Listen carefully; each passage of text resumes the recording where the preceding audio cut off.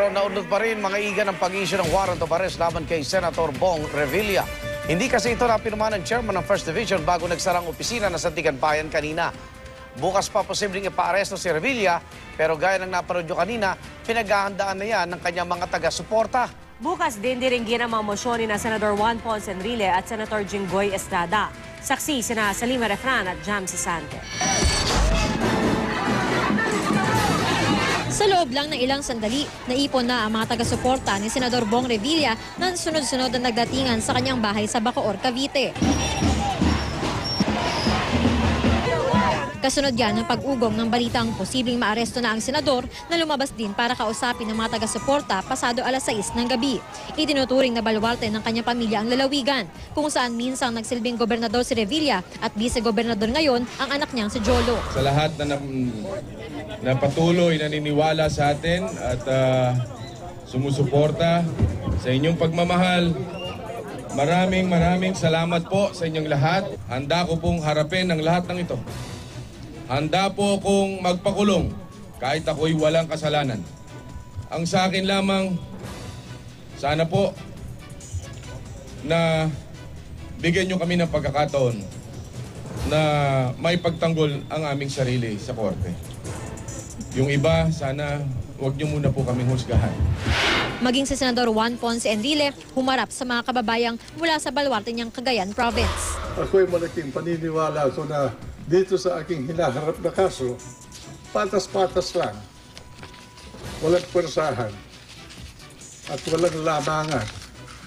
Ay palagay ko, mauulit din na ako ay papapalaya. Hindi nabanggit kung susuko ba siya pag na-issue na ang arrest warrant. Bagamat bukas diringgin na ang hiling niyang ibasura ang hinahalap niyang kaso o kaya ipayagan siyang magpiyansa dahil sa kanyang edad at mahinang kalusugan. Tahimik namang naghihintay na lang sa arrest warrant si Senador Jinggoy Estrada na mental torture ngayon kung ituring niya. Yan ay kahit pa dati na niyang naranasan ng maaresto at makulong kasama ang amang si dating Pangulo at ngayon Manila Mayor Joseph Estrada para rin sa kasong plunder. Pero napawalang sala naman siya. The fear is always there. Tumatayo yung balahibo ko eh.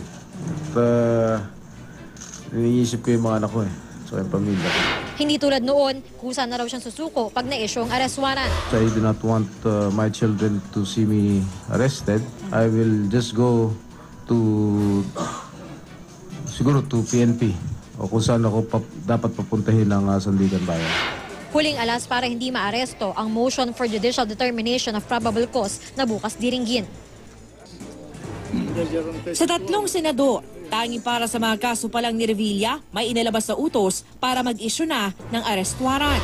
Wherefore, let warrants of arrest be issued against the accused in the cases set forth accused the respective names. So may warrant of arrest na po? Wala pa. Based on this, we will issue the warrant of arrest. Kasabay niya ng pagbasura sa mosyon ni Revilla at iba pang kapwa niya akusado na i-dismiss ang kaso, isuspindi ang proceedings at ipagpaliban ang paglalabas ng warrant of arrest. Tulad ni Revilla, maaaresto na rin ang ibang kasabwat niya umano sa pagkubra ng kanyang pork barrel. Pero hindi natuloy ang mismong pag-i-issue ng arrest warrant na bukas na inaasahang mangyayari dahil hindi ito napirmahan ng chairman ng First Division na si Associate Justice Efren de la Cruz bago nagsara ang mga opisina kanina. Sakaling magsadya sa Sandigan Bayan para sumuko gaya ng pinarating ng kanyang kampo, sa detention cell ng Sandigan Bayan mananatili si Revilla.